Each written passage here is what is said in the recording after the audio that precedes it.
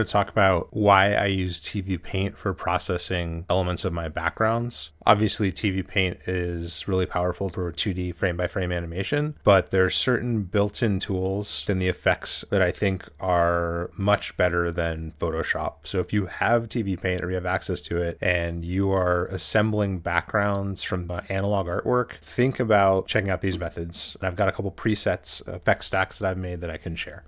I'll go through the whole process. First of all, I'm going to import my scan. This is a color scan. It's an 8.5 by 11 piece of paper with some marker and ink drawings, and I scanned it at 600 DPI. So when I open this, it's going to give me a warning about a high project resolution. We can just continue past this. It's only going to be one frame, so it's not going to slow me down at all. And just make sure you select project. That means that the project will be resized to match the pixel dimensions of this scan that I'm importing. As you can see here, it says new project size 4954 by 6576, which is the footage size as well. And I'll import it. The first thing I want to do is make a copy of this scan. I have two presets. One is optimized for black ink on white paper, and the second is optimized for grayscale markers on white paper. This is typically how I create elements of my backgrounds. I use grayscale markers and black ink on paper so much that it just made sense to create a couple presets that I could reuse anytime I'm scanning in new work. Let's call this scan Roxby2 lines. That'll be my black and white. And then let's go to this layer, duplicate, and call this one grays. I will put the lines on top and the grays will sit underneath. Go to Window, Effects Tools, Effects Stack. You could go through and choose different effects and stack them up. The most useful for scans would be the Scan Cleaner Color and Scan Cleaner Black and White, and maybe your levels or curves. I have presets, so we'll go to Preset, and I've got my lines highlighted. So I'm going to go ahead and click this preset, Black and White plus Scan Cleaner Black and White. I will turn off the grays so you see what's happening. I'm also going to change the background from solid to check so it's a little clearer what's going on. We will apply this on the current layer, all instances, even though there's only one frame. And I'm going to apply this effect stack. As you can see, the background has been removed. If I shift right caret to zoom in, it's a pretty clean removal of the background. Looks really good. And that's only one click. Keep in mind, I spent time setting up these presets, but once they were done, I've never had to do it again. And you won't have to do it all because I'll just send them to you. I'll put a link in the description. So now we're going to process the grays. The reason I do this is because I want to be able to bring back some of the mids. You can see that the contrast has been boosted by this effect stack that I've applied. And I actually really like having those midtones in there. That's why I use grayscale markers in the first place. I've found that it helps to have a completely different layer that brings in those grays that doesn't boost contrast. So let's turn this off and bring in our grays. This has not been processed yet. It's just the original scan. I'm going to go to Options, clear this effect stack. So I'll go to Options, delete all, and we're where we started, and go to Preset.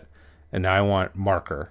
I probably could have named these in a way that was a little clearer. I'll rename them Scan Cleaner Black and White dash line work and Scan Cleaner Black and White dash marker, just so that it's clear which one is which. So I'm going to add that. And if you look at the preview, we haven't really lost any midtones. The contrast might be boosted just a tiny bit, but for the most part, it looks exactly like the scan does, with the difference being the background's gone. Again, we want to apply this on current layer, all instances. Since I just did that a moment ago, it's going to save those settings. Let's apply the effect stack.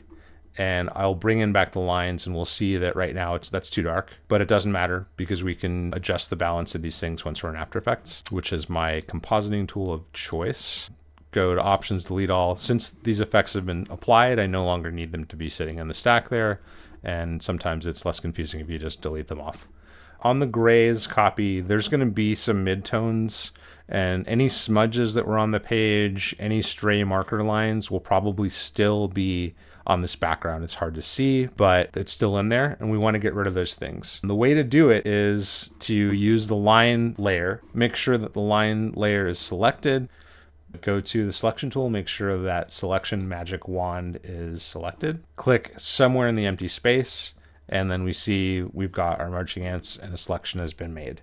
The thing about this is that I actually want to have my selection inside of these black lines ideally, because I'm going to be going and switching to the marker layer and deleting everything that's in this space to get rid of those stray marks I mentioned. I'm going to go to the expand, and let's try expanding this by 10 pixels. Reselect, and let's see, there we go. So that's what I want. I really just want the interior parts of these shapes to have all of that marker information. I don't want the stray marks to be included. 10 might actually be too much. Let's go down to 7 and try it again.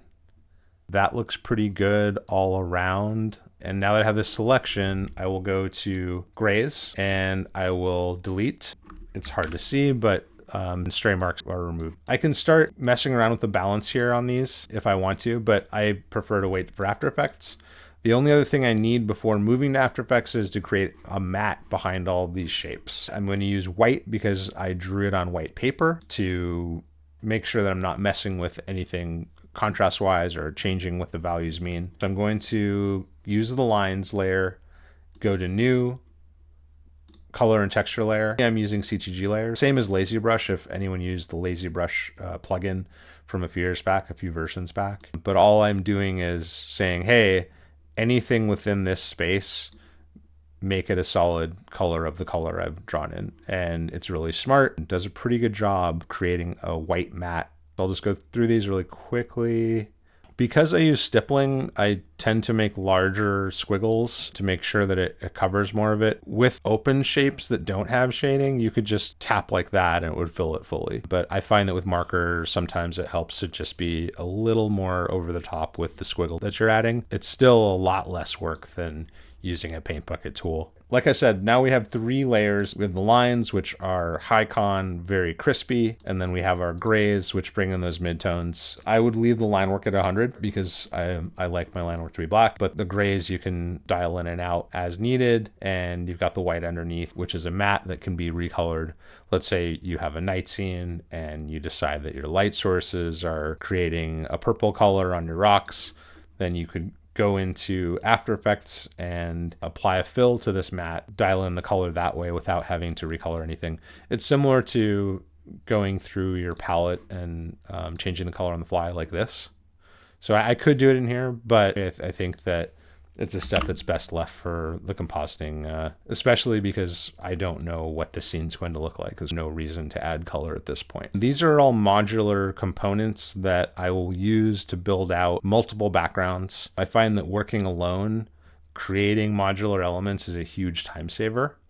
With scaling and rotation, I can create visual interest. It becomes something that unifies different scenes stylistically. Because I have all these pieces separate, it allows me to really dial in my backgrounds, dial in the compositions, make on-the-fly adjustments without having to really redraw anything for the most part. I actually seamlessly move from visdev into production all the time. Like if I've come up with a look for a scene or a location, I will just start freely sketching pieces that I can mix together to build out that scene before I even know what the composition is or what the background is. That is just kind of a luxury of working alone and being a person with a really strong passion for visdev who is also actually executing films. So there's no wrong way, there's no right way. This is just the way I do it, and I wanted to share it. So yeah, black and white's your friend. Don't be afraid to create a bunch of modular elements, even if you don't know where they're going, and download those presets. Thanks for watching. If you found this helpful, like and subscribe, and let's keep in touch.